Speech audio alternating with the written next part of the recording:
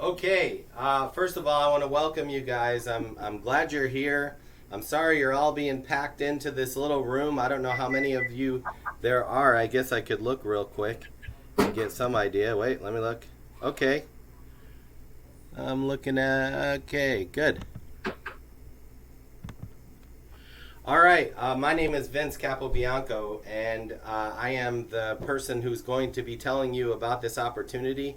But before I even get started, I want to go ahead and thank you for being willing to save me hours and hours of time, because for the next 60 minutes, I'm going to tell you about my vision.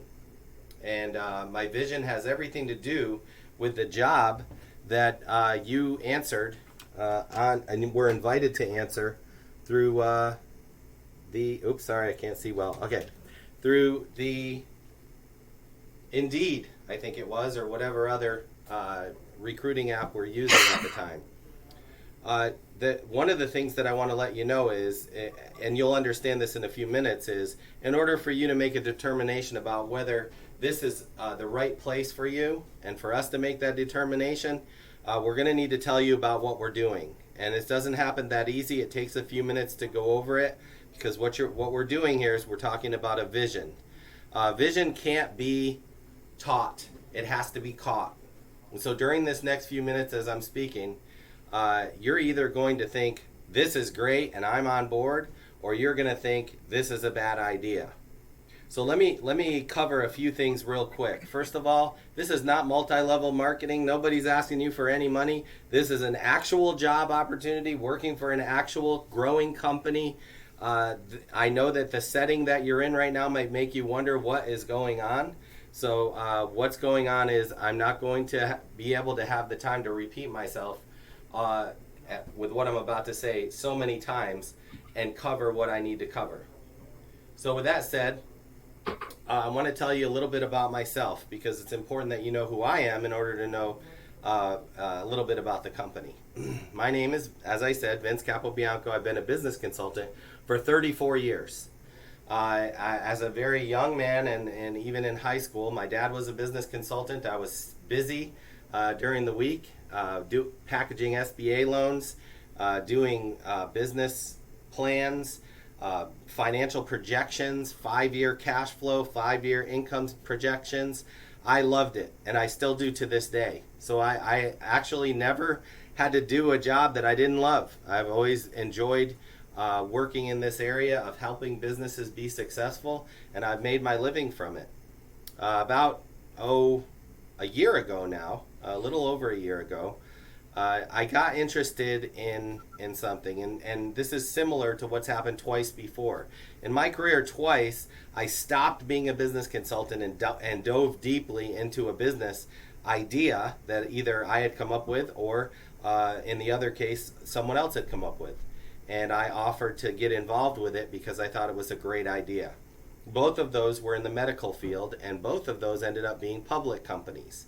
Now, I don't mean big, huge public companies like IBM that you would see on the New York Stock Exchange, but these are small public companies where you take a great idea, you run the business up to a certain level, you do an initial public or a private placement offering, a PPO, raise the money to do certified financial statements, you certify the business plan, and then you take the whole concept and you reverse merge it into a public shell. Those companies on Wall Street, they have these companies all set to go. You just reverse merge your entire idea into this public company that's clean, and then you do an initial public offering, raise in a smaller one 10 to 25 million, and you run this business plan out.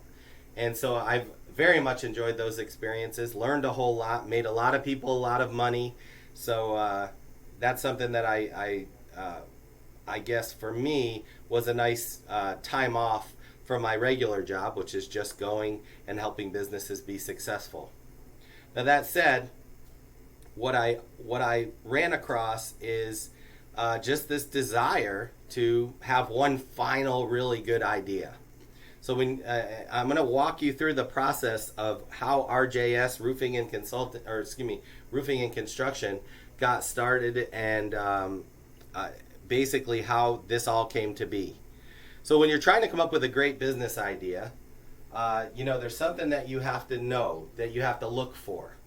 And in order to do that, the key is to, if you're going to have a great business idea, number one, you have to know what it is that's going to happen. You have to know what's going to happen with a certain level of certainty. And then once you know what's going to happen, you have to be there when it happens. And so that's how a business plan works. A business plan for a very successful business projects what's going to happen and how they're going to be there when it happens. And so what I've kind of made my living on is knowing with regards to legislation in the country what's going to happen. And then building a business plan around being there when it's going to happen. So as I started to think, what business is completely recession proof? No matter how bad the economy gets, this sector is going to continue to grow. No matter how bad no matter which way politics are going, Republican, Democrat, Independent, whatever way it's going to go, what's going to keep growing? And so I'll throw that out to you guys. What do you think is going to keep growing no matter what? And say it loud because I can't hear that well. What's that? Construction, okay. So here's what happens. In construction is a great business. No matter what, it always grows, especially any kind of home remodeling, any kind of home improvement. Those things go crazy. Think about it. Home Depot, Lowe's, these are humongous public companies that have succeeded on the basis of people wanting to improve their homes. So that's great. The only issue is with regards to large construction, when the interest rate goes up like it's been going up, then the building drops down. So I'm going to kind of cut to the chase for you guys. I know you've driven a long way, and so let me cut to the chase for you. It's green. Everything green. Green energy, green technology. No matter what happens, no matter what politicians are in power, green is going to continue to get a ton of money from the government. Does everyone agree with that? Mm-hmm. Right. So here's the thing, though. When we talk about alternative energy, alternative power, and I'm sure if you took a few minutes and read that big, long thing on the job application, then you would realize that where we're zeroing in on is in alternative energy. That is renewable alternative energy, and to this day, at this point, renewable alternative energy is in the form of solar power.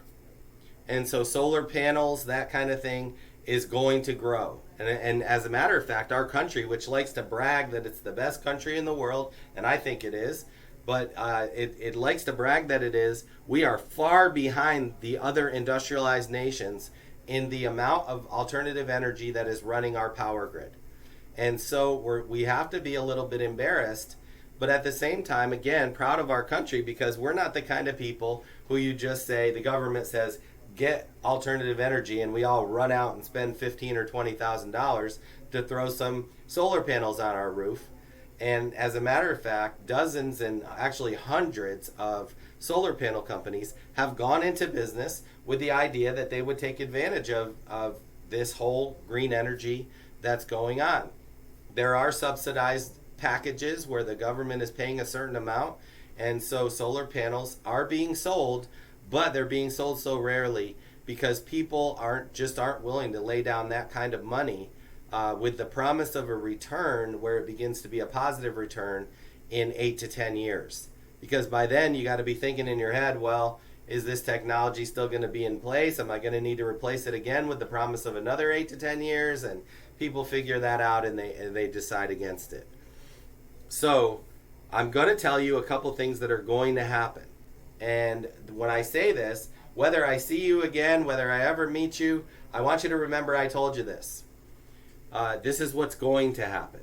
In the next 2 to 4 years, the Congress is going to pass a law that says that all new, both commercial and residential construction, will require a certain amount of alternative energy to be installed.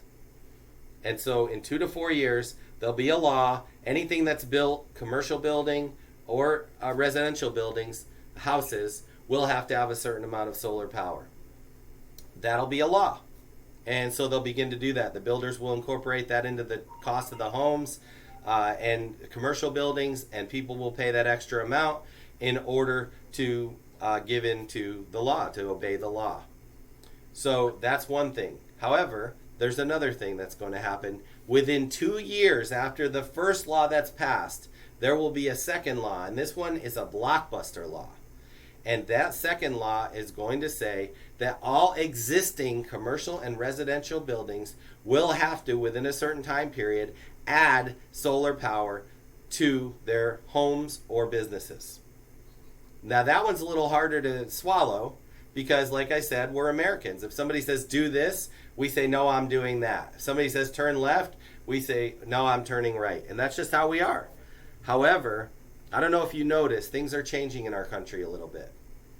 Did any of you get one day you had no money in the bank or a certain amount of money, and the next day you had $600 more? Do you remember that?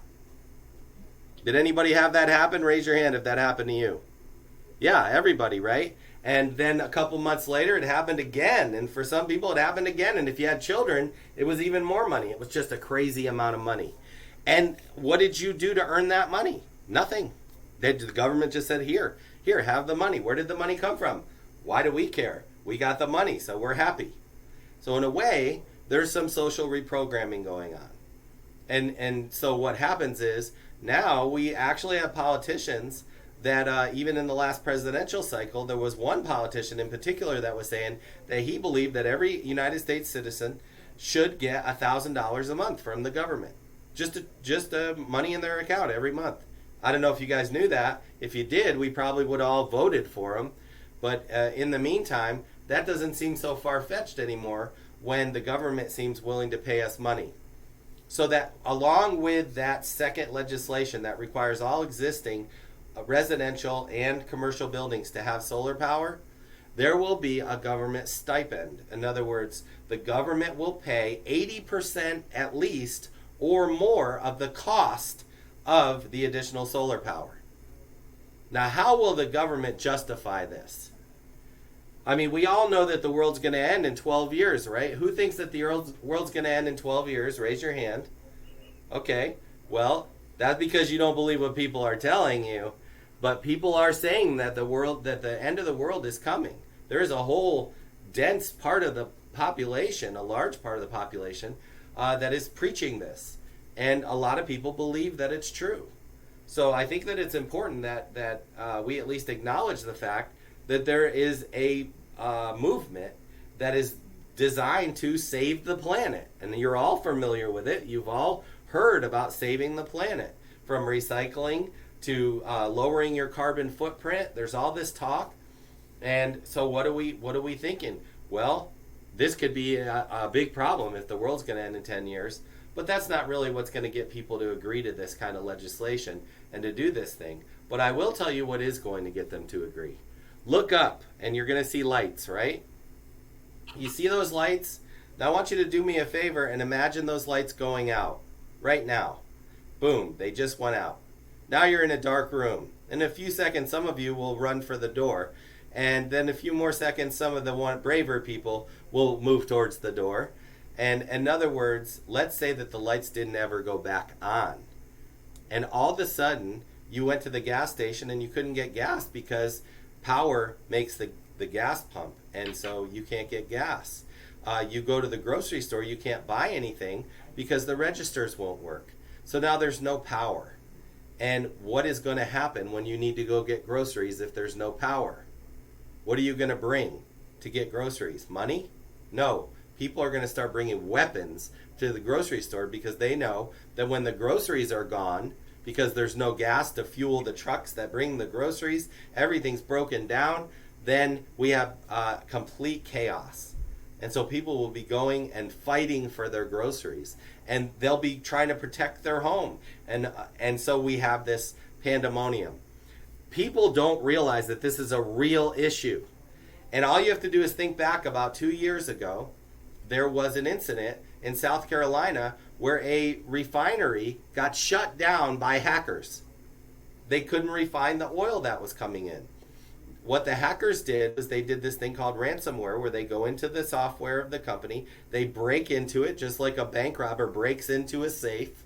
Nowadays, we don't need safes. We have computers. And if there's computer security, there's a bank robber that can break into it. There's a hacker that can get into it.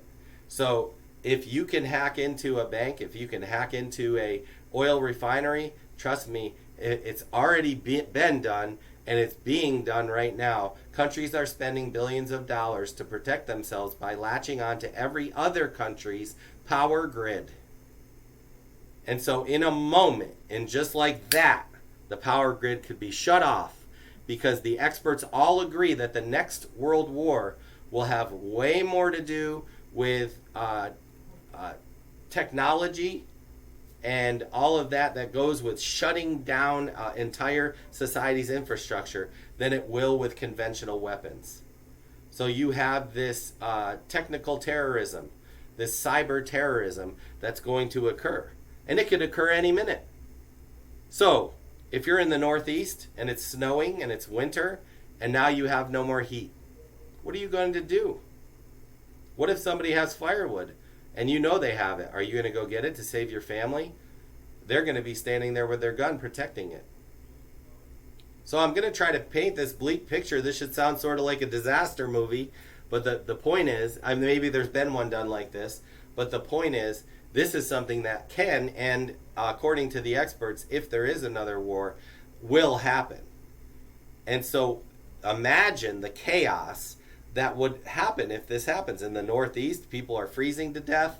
Everybody's panicking. They can't drive anywhere because they can't get gas. It's just a big mess. So I think we can all agree that we could lessen the danger of this if everyone had alternative energy. If everyone had a certain amount, even just to get you a few hours of heat or a few hours of electricity so your food doesn't all go bad, whatever it is, then it would make a very terrible situation less terrible enough to give our experts time to get the power turned back on. Does everybody agree with how this makes sense? You guys hear what I'm saying? Yes. Good. Okay. So this is important because this is the argument that no matter if you're a Republican, you're a Democrat, you're an independent, it doesn't matter who you are. You can agree that it makes perfect sense because we have enemies, and those enemies have computers and computer experts. It makes perfect sense that we should be set up to lessen the load, to lessen the danger of our electrical power grid being shut down. And so that's how we would do it. We would make sure that everybody has solar power to some extent. And so you see the value of this, and that's the argument that the politicians will make. Okay, I spoke with a lot of research companies in DC. They call them think tanks. I spoke with these people. I've spoken with them many times before about many different issues, but with a 100% agreement on these things, that there will be a first wave of legislation that covers existing residential and commercial, and a second wave of legislation that covers the, new will be the first wave, and existing will be the second wave, and this will all happen within 6 years. So, we know that something's going to happen.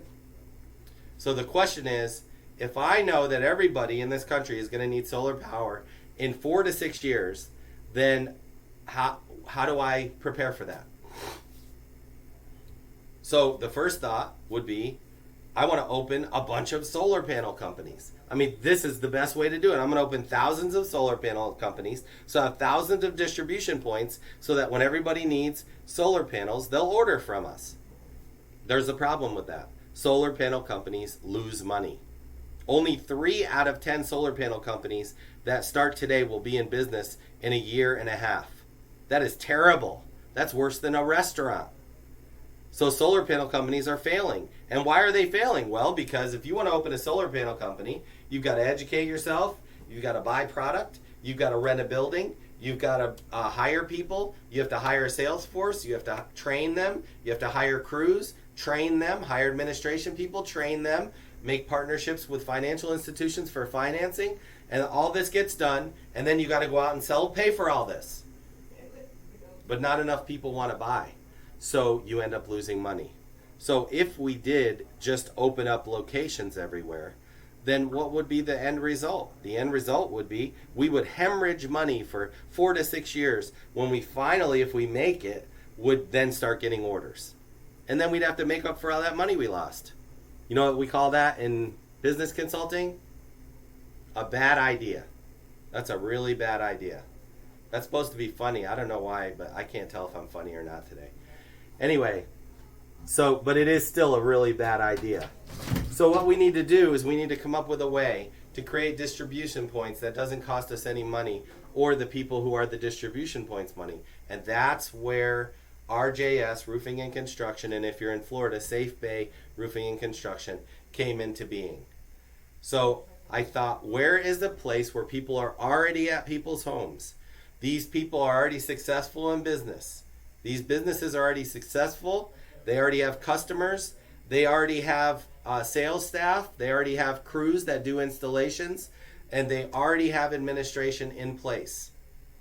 And you know what I thought of? Home improvement companies. And so my son-in-law, Roman Jefferson Schnock, RJS, that's where we get RJS.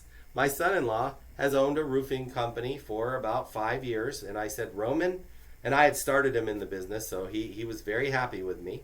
He was making about $60,000 a month. We went over the last year prior to me offering. I went over the numbers. I said, okay, it looks like you're doing about $60,000 a month. I want to play with your company. I have an idea, and I'd like to play with it. And what I'll do is I'll guarantee you that in 6 months I'll hand you back your company with it doing $400,000 a month. And I was wrong. I handed it back to him 6 months, and we were doing $600,000 a month. So obviously the concept was working. And the concept is simple, and we'll talk about that in a few minutes. But really what I wanted to get at is, think about this. Imagine if Roman, who's now doing $600,000 a month, RJS is doing all this money in roofs mostly, and all of a sudden we went to our customers who love us because we did a great job and their house doesn't leak, and we said, hey, can I see your electric bill? And you spend 15 minutes with that person and you sell them some solar. So guess what? We already have an existing customer list that we can now if you do a roof for somebody, you don't talk to them for 15 years. But now all the roofs that we've done, we can go back to all those people and offer them a new product. Does the product require us to hire more salespeople? Yes. No. Let me tell you why. Because if you're a roofing company, you already have a sales force. And so this is just an extra product. As a matter of fact, it's the best kind of sales because the previous customers, most will be previous customers. So that's awesome. We don't have to hire salespeople. We don't have to hire production staff, installation crews, because installing solar is a magnitude easier than installing a roof. So we can install solar, and we already have our administration in place if we're a roofing company. So we can add to our administration a new product. And of course, we do financing for roofs. So we just add solar to the financing options, the 3 financing options that we already provide. So what I decided was the best thing to do would be to show that this works. And the key to all this is we want to have our own private label solar panels. So Conquer Solar is our company. And we have made a deal with a company overseas to provide us with our own designed solar panels. Now, they're very similar to most other solar panels. There's not a whole lot of difference with solar panels, no matter what you hear. But the engineering company that we hired designed some nice solar panels. They're a little bit better. They're more cost efficient. And because we don't have all this big overhead that we have to do to be in the solar panel business, because we're just offering it as an additional product to our already successful business, we can start the pricing at 25% less than everybody else. Does all that make sense so far? Yes. Okay, so now that when I talk about what we're going to do, what I'm doing is I'm going to create cookie cutters. So let me show you what I mean by that.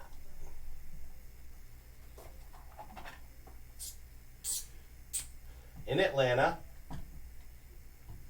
we're going to put 10 locations. And those locations will each have like a district and a geographical area that they operate within.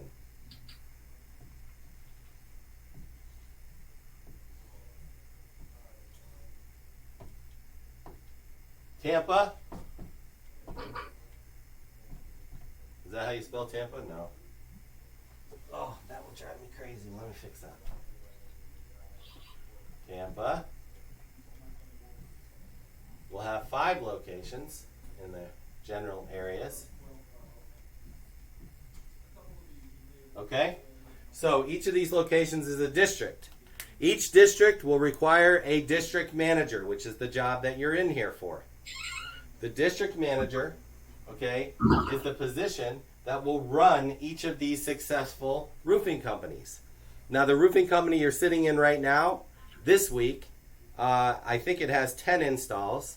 So that one will do somewhere in the neighborhood of $200,000 this week. Okay, so they'll do $800,000 this month if they keep it up. But just figure $600,000 a month. This is a big business. You're sitting in this puny little room in this puny little building that's doing $600,000 a month. So just get your mind around that, and you realize why the district manager position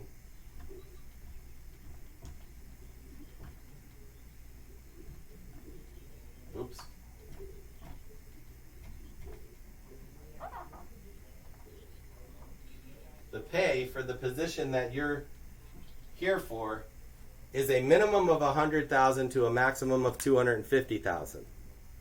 Okay, so that's the guaranteed pay for the district manager position. So that's why you guys are all here. I don't know if it says that on the ad, but I don't know what it says on the ad, but it doesn't matter. This is the job itself. So now let me talk to you about how this is all going to work and why we're doing this. Each one of these in business we call a cookie cutter. So imagine that we decide that we're going to go ahead and create a license opportunity for every single home improvement company, painters, roofers, deck companies, siding companies, anybody who's at a person's home, and we say, look, we have a great product. It's a private label solar panel that's better than the rest, and we will train you how to sell it, how to install it, and how to obtain financing for it. You can do that right through our company. You pay us a small amount of money, and you become a distributor for us. And since it's not going to cost you any additional money, the only time you're going to order product is when you have a sale. The only time that you're going to pay people is when they make a sale, and you're not going to have to add any people. You'll fit this in when your crews have any downtime. You'll fit in these installs, and you'll add 15 to 25% to your bottom line. So the value of this is it's just an additional product. So you want to have something additional without creating more cost. And in doing so, what we do is we begin to sell other areas of the country. Somebody from Birmingham, Alabama has a roofing company. They want to add a product. This is a great product. It's called a complementary or supplemental product. You're already up on a roof. Why not add some solar panels? It's easy to do. So you see the value of making strategic relationships with other businesses in the home improvement industry so that they can sell your solar product. So now all these businesses are really, in New York terms, I'm sorry, I forgot to tell you I'm from New York, they're like a front. That doesn't mean they're an illegal front. They're not an illegal business, but they are specifically designed so that if a person in Birmingham wants to see this in action, well, they can fly over to Atlanta, spend as long as they want in one or all of these branches. And right now we have 3, but we need to open these 7 more very quickly. But let's say that they want to visit any one of these branches. Once these branches are selling solar, they'll be able to see the bottom line. We'll open up the books to them, wide open, transparent, so that they can see how much we're doing in the roofing and construction business, so they can see, hey, yeah, this is a business just like my own, and how much more they're making with the solar. And they see they're making an extra 15%, 20%. Great. I'll do this. This is easy. You're going to train my salespeople? Yes. You're going to train my installation crews? Yes. You're going to give me the financing options? Yes. And so as long as we're doing all those things, then we're all set. You guys hear me okay? Okay. So that's the reason why we're opening these branches. We're opening these branches so that people can kick the tires for the idea of them doing exactly what we're already doing. So basically, we had to go into the roofing business, create a great model for doing a lot of roofing business, so that when the solar panels come in the second quarter of this year, then we will be able to start selling them on top of the roofs and other construction things that we're doing. Now, this is why we're doing all that. And I'm going to give you an example so that you can understand. In order to do well, you have to create a distribution network. The distribution network is how you are able to sell your product when the legislation passes. So, the distribution network needs to be crystal clear. Let me ask you a question. Where's the closest vape shop? Take a guess. Where's the closest vape shop? Yell it out. Where? Yeah, 5 minutes. Isn't there one every 5 minutes? Yeah. Yeah, so there's a vape shop every 5 minutes. And so what we want to do is we want to be able to do what they're doing. And let me explain how. Who decided that vape shops would be like the best thing in the world? These lobbyists, I don't know, let me explain, like lobbyists are manufacturers' representatives in the Washington, D.C., who say, this is a great idea, and we want you to encourage these things, and here's some money so you can run for office, right? And they pay both sides. It doesn't matter who wins. Lobbyists want whoever wins to do the things they want them to do. So they give money to these politicians, and then the politicians kind of fulfill the promises they make in order to get the money. So somebody determined that the SBA ought to have on their list that anybody going into a vape business ought to be subsidized, ought to be able to get an SBA loan, a Small Business Administration loan, $50,000 quick money to rent and stock up and have these places. And if you've been into a vape shop, you know that normally they're just very small places. Normally the owner is the one working there. It's not like a franchise. It's just like a small mom and pop place. And they sell their vape and their vape products, and that's all they do. And so, do you know how many vape places there are in this country?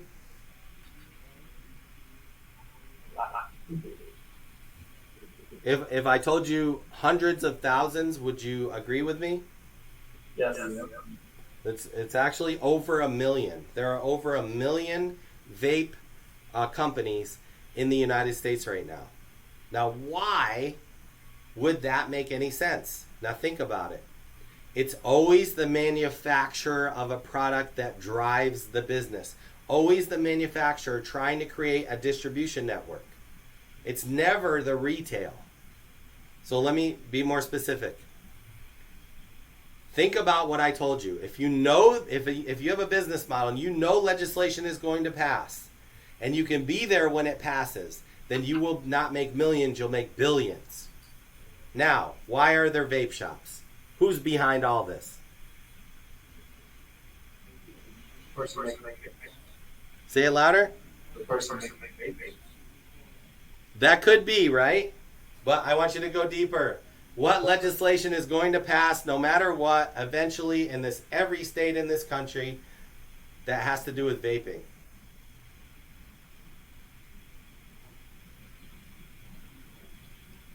I can't wait for it to tell you.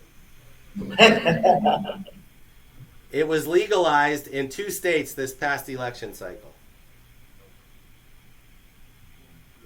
Pot. Yes.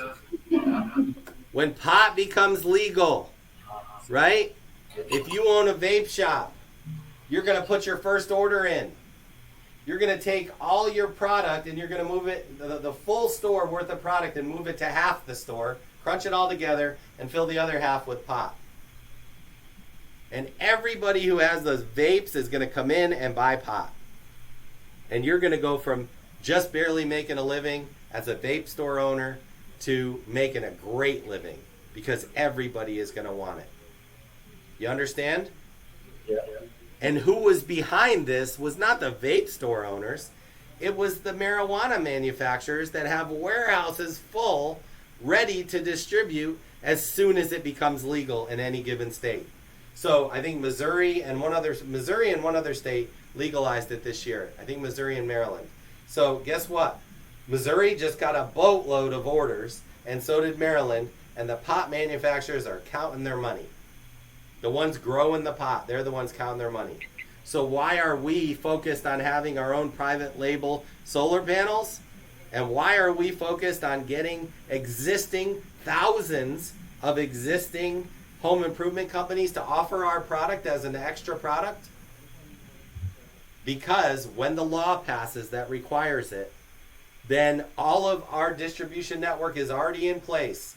We have thousands of companies that order from us when they get their couple orders, not here and there. And all of a sudden, their whole area has to order from them. And who are they going to get their product from? From us. So we do all of this in order to get thousands of distribution points by selling licenses for a specific district in a specific state, in a specific county, all over the country.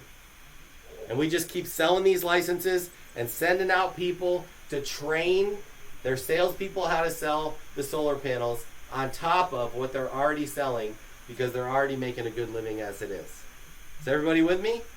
Yep. Okay, so that's the vision, that's the concept. Very much like the way that the vape stores are set up now. We want to have a bunch of vape stores in other painting companies, roofing companies, any kind of home improvement companies. And this will be easy because they're not having to add any cost and just having a new product to sell that more and more people are interested in. As the green thing continues, there'll be more and more people interested in it. So the second thing is, you notice here that there's a limit on how much you can make as a district manager. See the $250,000? We put a limit on it because that's not the best job in this company. The district manager is the second best job. The consultant is a district manager who's proven successful at running their successful roofing company and adding the right amount of solar sales by going to their existing customers and selling solar, right? So they've demonstrated they know how to train people to do this. So as a consultant, you'll travel a lot, and you'll make from 200 to however much you want to travel. That is a 7-figure potential job. And so we need a lot of consultants. We need as many district managers as we can get to open as many branches as we can open. But there is going to be a limit to the branches because we mostly just want to use our branches to get other companies that are in similar businesses to get licenses with us, to enter into a license agreement where they provide our product and we teach them how to sell it. Everybody got it so far? Yes. Okay, good.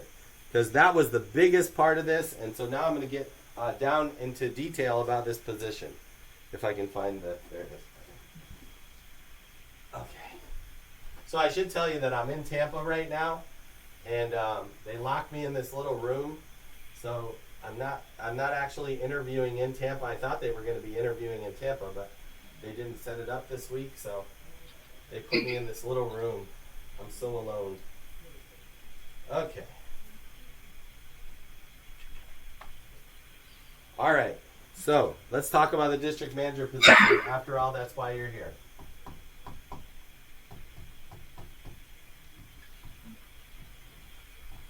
Okay. All right, this is what a district manager does. Again, this is no small company. You got a $6 million a year company. You're going to need to operate, and you're going to need to know some things. So I'm gonna put this in priority. You are going to hire, train,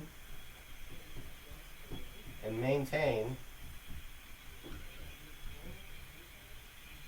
a highly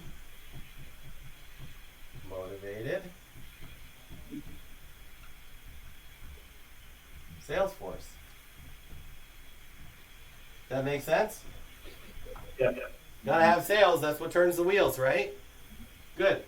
If I was gonna put a percentage on the job, of the priority, this is 80% of your job.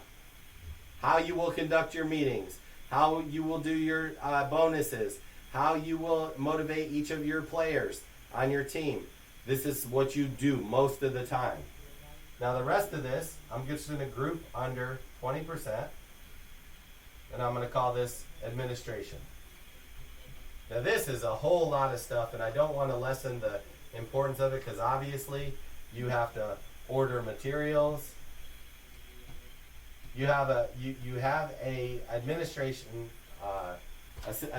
assistant who does a lot of this as well, but you have to order materials. You have to schedule installs.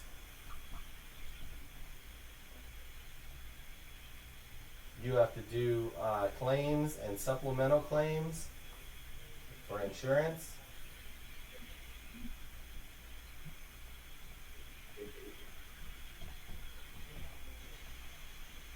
You have payroll and bookkeeping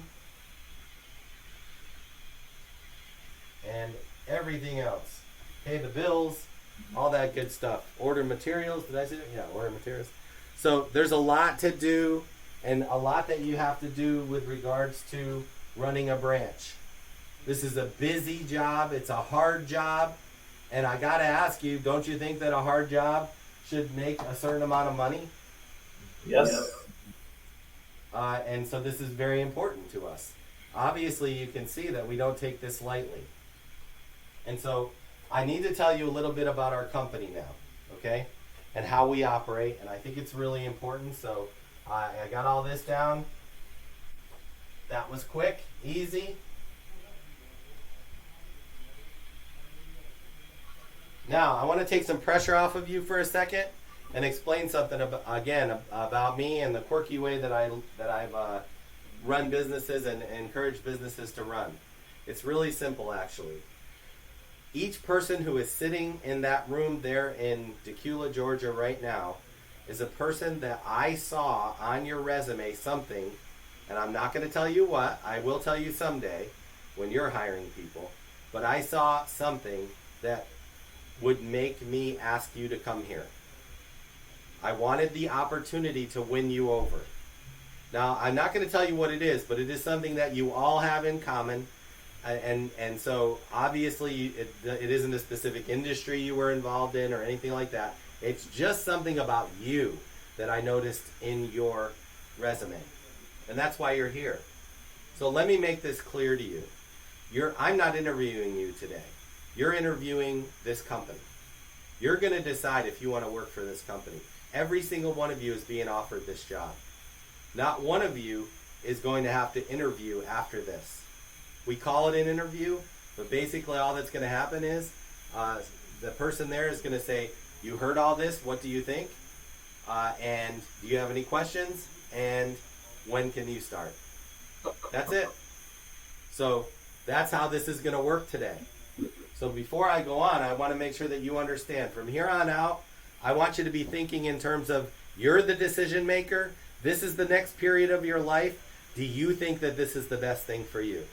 Because as far as I'm concerned, I know you from your resume well enough to know that this is a job you can do and be very successful at. So keep that in mind as we continue on. We got a little bit further to go.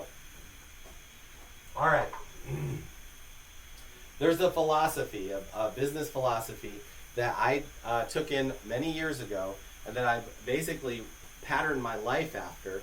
And I want to share it with you because that's how our company runs. And you will be incorporated into this philosophy if you decide to work for this company. So what happened was there's this guy named Napoleon Hill. And around the turn of the 20th century, this guy got very interested in what were the things that the most successful businessmen, the titans of industry, they called them, Henry Ford, Andrew Carnegie, Bell, Edison, all these guys. What did they have in common? And it all started from this simple principle. This principle came from this simple question. Why is it that several people get the same idea at the same time? So you know that the Wright brothers invented the airplane, and that it was somewhere around 1903, and they were at Kitty Hawk, North Carolina. Well, what many people don't know is that another airplane was invented in Europe about 3 or 4 days later. And the same thing, this goes on and on with every major invention. There were more than one person in different places, not sharing information with each other, but competing with each other to make this idea happen. And this continues to this very day. And I don't know if this has ever happened to you, but it's happened to me many times where I have a great idea. Just all of a sudden, boom, it hits me. This is a great idea. And I don't do anything about it. And then a few months later or several months later, I see my idea on television or at the store. And I'm like, they stole my idea. Did that ever happen to you guys? No? Raise your hand if it happened to you. Good. Most people it happens to. Well, this is what this guy believed. He believed that there's this place where all of the accumulated knowledge and experience of the world is, and it's called the ether. He called it the ether. And what happens is, in order for the ether, it's kind of like a cloud, to move on, it needs to lower its weight so that it can move up and on. So in order to lower its weight, it like leaks out some idea, but it's one idea. So everybody gets this one idea, and then it moves on. So he wanted to know if there was a way to access this information without it having to accidentally fall on your head like we get our ideas. And so he came up with these 3 questions. Oops, yeah, I just messed that up here. Okay, the first question is, what do I want? That's the first question. 100% of the population asks this question very often. What do I want? If I asked every person, what do you want? You would say something. Some people would say money. Some people would think about relationships. Some people would talk about career. Whatever it is, a great family.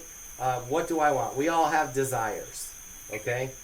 And so what he noticed about these very, very successful people is they knew exactly what they wanted. What exactly do I want? And so what I mean by that is it's really important to know not just what you want, but like let's say you wanted a car. I would ask you, well, what color is the car? What is the make and model of the car? What's the year of the car? What color is the interior of the car? Is there a really good cup holder, which means a lot to me? What are the things about this car that make you want that car? And close your eyes and see this car. That way, when you run across it, you won't have any problem knowing it. Okay? I'll tell you one quick story. My brother, Danny, he's from New York also, and he moved to Kansas City when I was really young. And he met his wife there, and I got to go to his wedding when I was 17 years old. Never forget it. The pastor who was doing the wedding brings out this old folded piece of paper, and he unfolds the piece of paper, and he starts, he says, you need to come up and look at this piece of paper. And here's what the piece of paper, afterwards, here's what the piece of paper said. It said, and I have 4 daughters, so I can verify that this is actually something a 14-year-old girl would do. But this girl, my brother's future wife at the time, when she was 14 years old, made a list and said, my husband will be. And then she made a list. 1, from New York. Okay, well, there's a lot of people from New York. 2, he will be tall. My brother was tall for an Italian. Thin, so he was thin. He would also, and this was the weird one, crazy weird, just like crazy. He would have a scar, a big scar on his face. Now, why she would put that on there, I don't know. But it was on there, and it wasn't even the last thing. It was just in the middle, like, oh, by the way, he's going to have a scar on his face. But what was crazy is my brother, when he was 17 or 18 years old, got in a really bad car accident, and he had a scar. As long as I could remember, he had a beard, because it was trying to cover up a scar that went all the way from his ear to the side of his mouth. And he always had this beard, but you know how like when you try to grow a beard over a scar, you can always see the scar if you know it's there. And so the thing is, he could never completely hide it, but guess what? Imagine her meeting my brother. Would there be any question that that was the guy that she wanted to marry? Nope. So because she knew exactly what she wanted, she was able to identify it when she saw it. And that was something very important. So I'm going to quickly give you the last 2 and we'll be done with this. Am Oops, sorry. What am I willing to do today to get what I want? And then 3, am I willing to commit to this in writing? All right, that's it. So it's not just, and so if we say, what am I willing to do to get what I want? Maybe 2% of the population would ask that question of themselves every day, would picture what they're looking for, their goal, and then determine how their day is going to go and move them towards that goal. Very few percentage of the population. And then this would be like a tiny percent of the population would actually go through and say, am I willing to commit to this in writing? Now, I'm not just talking about making a to-do list every day. I'm talking about making a to-do list that specifically relates to getting you where you want to go eventually. Because sometimes that means there's going to be an anticipated period of time for you to get to point A, to point A, what you're doing today, to point B, what you want to do in the long term. So this idea of what I'm willing to do today to get what I want is a really important concept. And that's where we divide ourselves from others. And this goes for every relationship that you have. This goes for every job, every goal. If you have financial desires, if you think you're just going to get everything right now, then you're living a lie. You can't have whatever you want. I don't care what the self-help people tell you. You can't do whatever you want to do. I could ask you, can you do whatever you want to do? And then I could say, can you be a nuclear physicist? Can you be a professional athlete? Can you be a professional entertainer? Well, I don't know, but most of the time, if you were going to be one of those things, you probably would be well on your way by now. So the truth is, we can't do whatever we put our minds to. Because what we need to learn is to put our minds to the things that we can do. And that's different. So that's all part of the reality of being successful. And this is a way that I've lived my life to the point where I literally could just decide, hey, I want to do something more. Or I could just stay in retirement. You guys could be in a better position than that. If you grasp these concepts now, and our company operates with this. Every day, if you work for our company, you will make a goal. We call them DSARs. Okay? Daily Schedule and Activity Report. It not only says what you're going to do, but you project what the result is going to be in the beginning of the day for the end of the day. And then the next day, you're going to give yourself a report card. We do this because we are building each other up. We work for each other here. There is no sense of I can do well on the backs of others here. Too many businesses operate where the most important people, the people who do the most work, make the least amount of money. That is the wrong way to operate a business. Our business operates in the exact opposite way, as you'll see as I finish up here.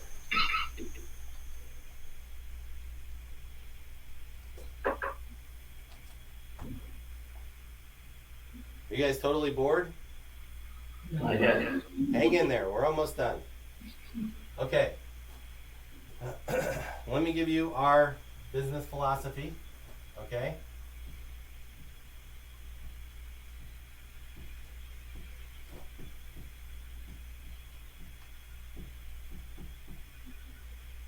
This is our business philosophy. Something seems wrong, doesn't it? Isn't it supposed to be ready, aim, fire? Yep. The difference between successful businesses and unsuccessful businesses is in this right here. See, by the time we figure out everything that might go wrong and make contingency plans for every possible problem, we've already missed our window. When we have a general idea of what we want to do, we want to open branches as soon as we have district manager. When we have a district manager, we open the branch. And we figure it out as we go. We make lots of mistakes. We don't mind. We're not here to make money right now. What we're here to do is to develop this concept to the point where we're selling licenses to companies all over the country who are already in the home improvement business. So we need home improvement businesses right here that do very well.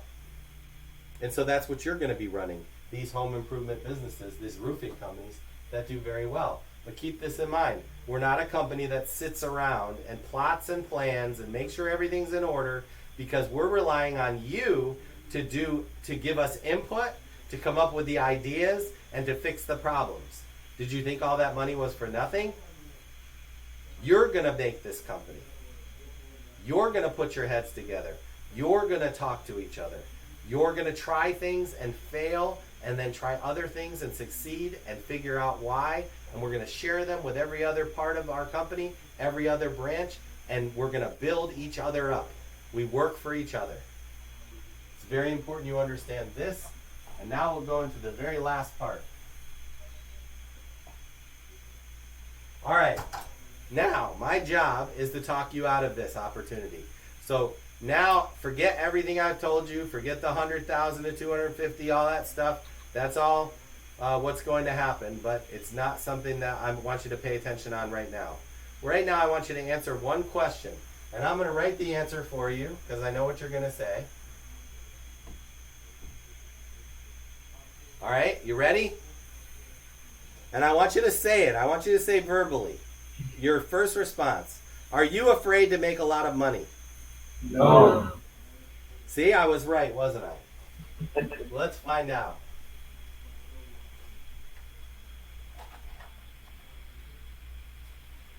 So,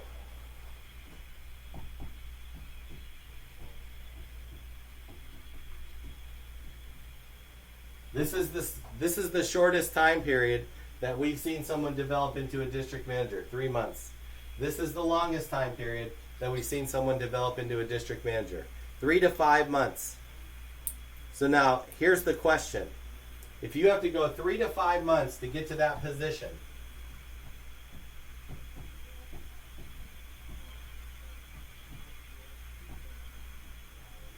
what are you willing to do to get there? That's the question, right? So here I'm going to tell you something. All these years I've done business consulting, when I go into a business, I look for one thing that stunts the growth of every business or causes it to fail. It's one word. If you come up with this word, you get to spin the wheel. Can you repeat the question? What is it? Can you repeat the question? What is the one word that destroys every business? Complacency. No. No, sure. Anyone else want to try? It's kind of unusual, so it's kind of not fair, but I actually think this is the reason why I've stood out as a consultant for many years. Here you go. You ready? Here's the word.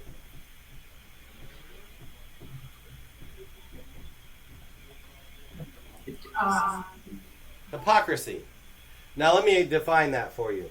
How many of you have ever worked for somebody who was your immediate boss, who had no idea the job they were pushing you to do, and had no desire to do it themselves, and it was clear you could smell it on them? Raise your hand if that ever happened with you. It's happened to almost every person I've ever talked to, and every person who's ever been in any kind of job in life. We all have bosses who just don't seem to get what we're doing. They don't understand what we're doing. They don't have a grasp on it. When we're struggling, they give us some sort of boilerplate answers and rah, rah, rah, you can do it. But they don't get knee deep in it with us to be able to explain or demonstrate what needs to be done to make it better. Or even worse, they say, you're not working hard enough. Your output isn't good enough. And they have no idea, they can't show you, they can't work a shift and prove it to you. Have you guys all had that experience? Does that make you want to work harder for the company? Or does that make you just have to show up and do the least amount possible? It certainly tempts you to do that, although your character may prevent you from being slack on your job, it's always something you're fighting off in the back of your mind, like this guy doesn't care about anything anyway. So hypocrisy will destroy a business. And when I would go into a business, I would say, I want to talk to your people for a few minutes. And I would walk around and I would find the hypocrisy. And you know what it usually was? It was usually some manager that was the person's son or daughter or aunt or uncle or cousin. Or it was the handsome guy or the pretty girl that got promoted and it didn't make any sense. But whatever it was hypocrisy. And it brought production down. Whether it was sales production or actual manufacturing production, it didn't matter. You had to weed out the hypocrisy. And as a matter of fact, when I would consult a company, I would tell the owner, after I found the hypocrisy, just one example, I'd say, okay, let's sit down. All right, I'll help you, but your son needs to go back to work or to a different position, but he can't be in that spot anymore because he doesn't know the job that he's asking other people to do. And the person would have to decide whether they want me there or not. Because I can't make a business successful if the management doesn't understand the job that they're asking their employees to do. And as a matter of fact, every manager ought to be willing for his employees to make more money than he or she makes. Let me explain. Let's say that an employee is doing the hardest job that there is, right? In the whole place. Should they make more than their manager?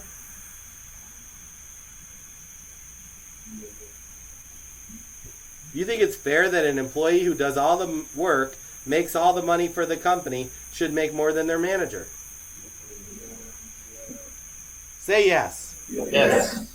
Of course they should. They're making the money. Why does the manager make more than the employee?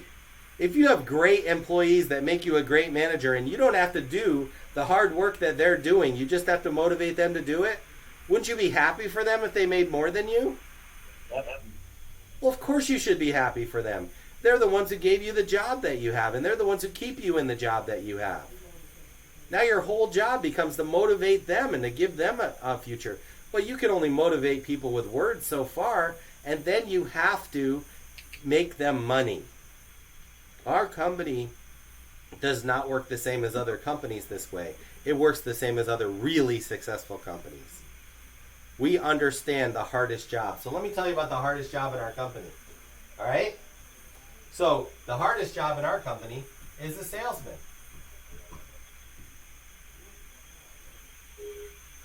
So here's what salesmen have to do. You know the product we sell in our company? Take a guess. Roofs, right?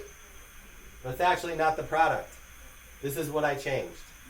What we sell is free roof inspections.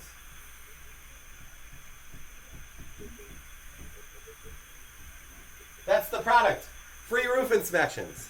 So here's what happens. Yesterday or the day before, there was wicked hurricanes and tornadoes or whatever. No, there was tornadoes, I think, up in Atlanta. There was some pretty bad weather, correct? So you know how hail works. You'll get like 6 or 7 houses, and they'll get pelted with hail, and it'll be nowhere else. Well, you know the insurance companies, they are not great, nice people, but insurance companies hate paying insurance claims. But the one thing they hate worse than paying insurance claims is paying more than they have to.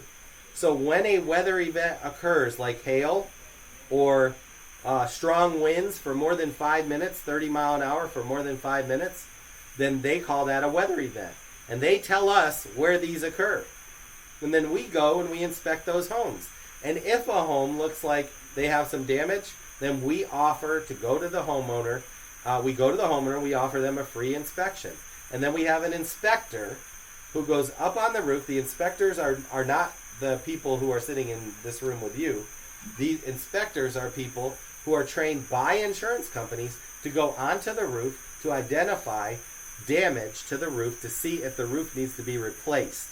Because if they don't do it when the weather event occurs or within a year, then you end up seeing water spots on your ceiling.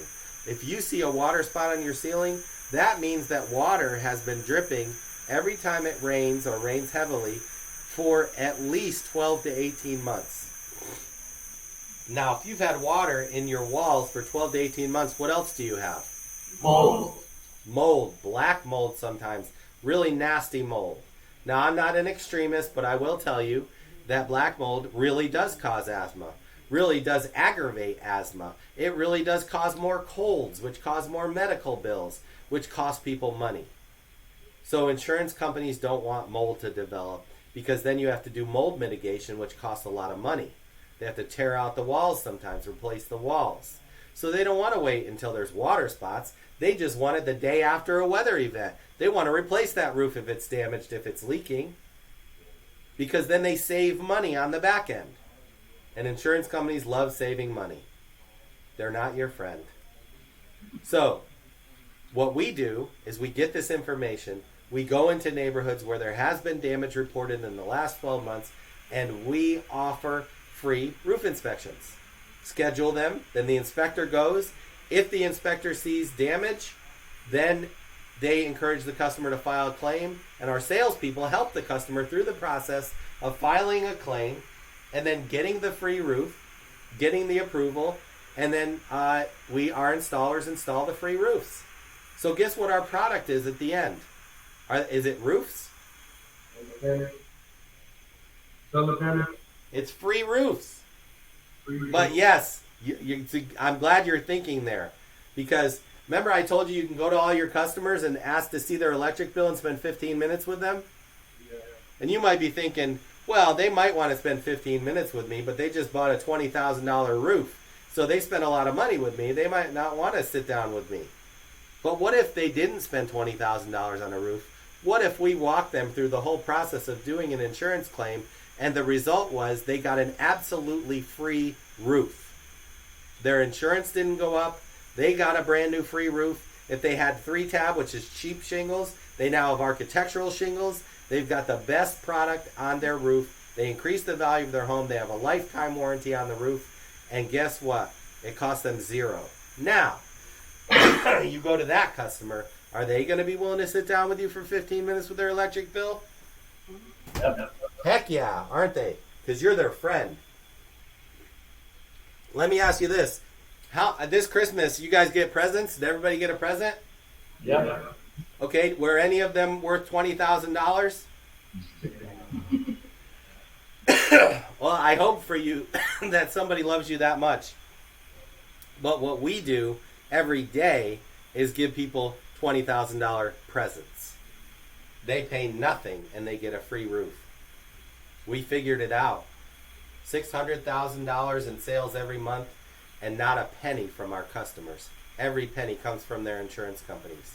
How's that?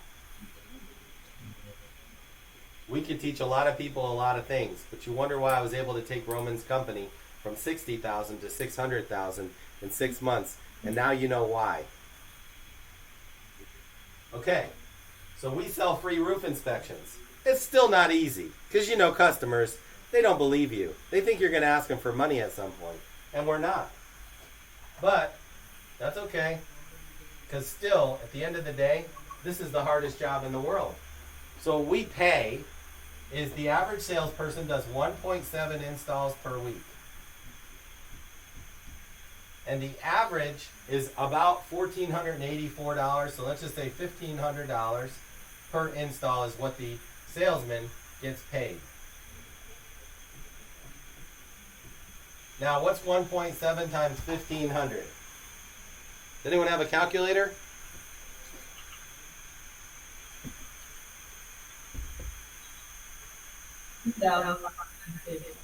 What is it? 2,150. All right. What's 2,550 times 52? 130. 130. Pretty good job, right? So when you become a district manager and you're only starting off at 100,000, are you going to be happy that your salesmen are making 130, 150,000? You should be, because they're doing a way harder job than you, aren't they? So we want our salesmen, and again, this is the average. So ready? This is silly, but how many of you are above average? Raise your hand. See? So bottom line is a lot of people make a lot of money at this company. The record, just so you know, is $34,300 in 1 month. Okay? But there have been a ton of people who are in the building with you today, I believe, who have made well over $20,000 a month on more than one occasion during their training. So is this a kind of job where the money transcends the amount of money that you ever made? Yes, it is. This is that job. This is that job. But see, here's the catch. And I don't need to talk you into anything, talking you out of it. It's really simple. Okay? This is the hardest job in the world. We don't go door to door here as salesmen, but we ask our salesmen to learn the difference between 3-tab and architectural, to look on Zillow to see the age of a home, to ask customers how old their roof is, to identify the insurance company and what will be required, to learn everything there is to learn about this industry, about the roofing industry, and then to use that knowledge to go out and get people free roof inspections, and to allow those free roof inspections to turn into free roofs. We require our salespeople to do that. So remember when I told you about hypocrisy, right? You remember? Yep. So you must know what I'm about to say, right? For 3 to 5 months, you're going to create your story. If you work for this company and you talk to another district manager, which you will in a few minutes, but in 3 to 5 months, you're going to have to create your story. You're going to learn the business you're going to spend 80% of your time training others to do. Because once you're a district manager, you will never have time to do that job again. But you will know, for instance, when somebody's lying to you. You'll know a person who says, well, I worked all day and I didn't schedule any inspections. And you'll be able to say, I got to be honest with you, I did this for 3 months and you can't work all day and not get an inspection. See? So now they know. But now they don't look at you or smell that air about you that just says, oh, I just got hired on to be the boss over you and I'm above that. I've already earned that position in my life. I'm beyond that, blah, blah, blah. No. You went out and did the job. You proved you could do the job. You proved you could train others to do the job in the field. And now you're going to sit in this office and reap the benefits of 3 to 5 months of the hardest work you've ever done in your life. And that benefit is a career with a company that is going to be one of the largest solar panel providers in this country. And so, the opportunity here is before you. And the question is simply this. Are you willing to do the hardest job in the world for 3 to 5 months so that you can be a district manager that makes a guaranteed pay of $100,000 and the incentive pay to make up to $250,000, and then the opportunity to travel for our company and set up branches all over the country, to set up distributors all over the country as we roll this public company out? Are you willing to make that sacrifice? I asked you, are you afraid to make a lot of money? Because here's the bottom line. You're going to make 6-figure income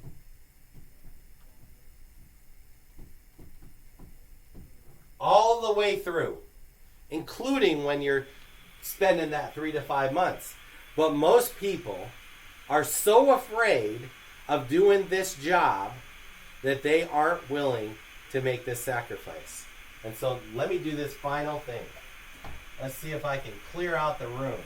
I'm going to put the big swear words of all employees, the thing you fear the most, up on the board. You ready?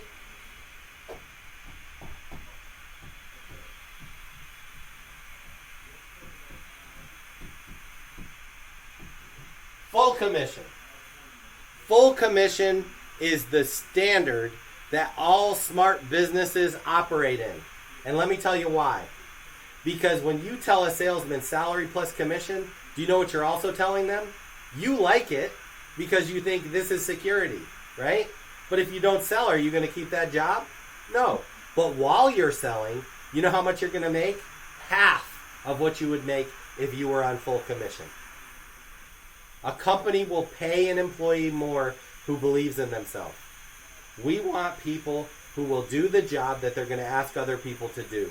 And we want to be able to pay them a fair amount to do it. We know what we do. We schedule people for free roof inspections. That's all we do. So what I'm going to ask you to do is this. Are you willing? Now, I said full commission. I'm going to temper that just a teeny tiny bit. Just a teeny bit. By showing you my favorite thing. Remember I said the wheel earlier? Yeah. This is the wheel. Can you see it? Yeah. Okay. So, here's what's going to happen. If you take this job, the first Friday that you're available, you're going to be in a classroom setting. You're going to learn all about roofs, more about roofs than you ever thought you could know. And then you're going to have homework over the weekend. But really what you're doing over the weekend, just so you know, between you and me, is I'm giving you another chance to walk away from this opportunity. Because the only people I want as district managers are the people who enthusiastically embrace the idea that if I work hard for 3 to 5 months, then I have got the job I've always dreamed of for the rest of my life. So that's the people I want to stay. The rest, you can go, and I totally get that, okay? But here's the bottom line. The first day, Friday, you'll come and you'll get trained, okay? And you'll probably spin the wheel, just for fun. Actually, not for fun. So you spun the wheel, see that right there? $25. So Friday you'll come in, you'll get $25. Okay, great, all right? Then over the weekend, you'll have some homework. If you do your homework, you'll spin the wheel again on Monday. But on Monday, you'll go out with your trainer. Your trainer's job is to make you successful. So here's what your trainer's going to do. On Monday, your trainer is going to ask you to be completely quiet while they teach you how to identify the homes that need new roofs. They're going to approach the homes, and you're going to be quiet while they get you your first couple deals. You will get half of the deals that your trainer gets you on day 1 and day 2. And you'll begin to chip in a little on day 2 and maybe try it yourself. And by day 3, you'll be able to do your own presentation with observation. And all those deals that come in, you're going to split. Now, why would a trainer give half of a deal where they did all the work to their salespeople? And I'm going to tell you, I'm going to say it again and 1,000 more times. We work for each other. We work for each other. It's their job to make you successful, and then you turn around and make them successful. That's how we do this. This is how you build your branch from day 1. You make other people successful. So, the first day you'll get 2 contingencies. They call us 2 scheduled roof inspections, right? So, you'll spin the wheel twice the first day. So I'm just going to simulate this for you. So the first spin is $25. The second spin is $100. So you make $125 day 1, okay? Now day 2, you're going to file 2 claims and get 2 more contingencies. So you're going to spin 4 times. And I'm just going to do it so you can see how this works. And also because I like spinning the wheel. $50, that's 1. $50, that's 100 so far. We got 2 more spins. Oh, 10. Oh, rule, you can only get 1 10 in a row. If you get another one, you get to spin again. So you're at 110, and then 1 final spin. And this is what you did for the day. $135 on day 2. Then day 3, same thing. 2 more claims, 2 more contingencies, 4 spins. There's bonuses on top of that, blah, blah, blah. Bottom line is, if you do what you're asked to do, you'll never, just on the bonuses. Now, these aren't loans. These aren't, draws. These are just extra money because I need you to do well while you're training. I'm not going to hire people who aren't going to become district managers. That would be stupid, okay? I'm not going to waste my time. We have to have 7 more locations in Atlanta by the end of the second quarter. That's a tall order. So I may need to push some of you beyond the 3 months to get promoted sooner. But that just means you do what you're asked to do day after day. You work with the same amount of energy and put the same amount of time in that you worked at your previous job. That's all I'm asking. If you do that, this is the right place for you to make a lot more money. So, I told you, it's a full commission job. You're going to make about $1,500 for every install. You're going to get to spin the wheel every time you do something productive. And that's going to put money in your pocket on a daily basis. If you do what you're asked to do, you will make money every single day. You'll make about $500 to $1,000 a week just in spinning the wheel. Then, on top of that, you're going to have, when you get your first contract signed, you can get a loan off of your $1,500. You can get up to $500 if you want to every time you sign a contract. And all of this doesn't happen in a vacuum. Everything you do until you're comfortable, you do with a trainer. Your trainer trains you. So that's everything that I can give you in terms of the information about this job. I'm very encouraged with what we're doing and the direction we're going in. We've had a great first year, but this year everything changes. We get our panels in and we begin to market the product over and above doing the roofing. But your focus right now needs to be on becoming a manager of a multi-million-dollar roofing company, a district manager. So that should be your focus for the next 3 to 5 months. I hope that you think this is a good opportunity, but I understand why you wouldn't. And I can tell you, this will be one of those things where I say, I'm sure you'll do good whatever you decide, but what I'm really thinking is you're going to pass up on the best opportunity that's ever going to be presented to you if you don't take this opportunity. So I hope you will. But either way, what I'm going to do now is I believe there's some food for you. And so when that food is ready, then they'll come and get you. In the meantime, you'll have time to go to the office one by one and interview with the interviewer. I think it's Parker. And then they're just going to ask you 3 questions. You heard everything. What do you think? Do you have any questions? And when can you start? What's the first Friday you're available? And, then that'll be worked out, put into a schedule. You'll go to HR. They'll get you all signed up and all that good stuff. And we'll be welcoming you on board and looking forward to promoting you to your district manager position in 3 to 5 months. So thank you for all of the time that you just spent with me. I really appreciate it, for saving me all the time I would have had to do this with each one of you individually. Can you imagine that? So once again, I'll be back in Atlanta next week. I hope to see some of you and be able to work with you, each of you, in developing you into the kind of district managers that we need in order to move this company forward. Thanks again, and that's it from Tampa, Florida. I'll see you guys next week. Okay.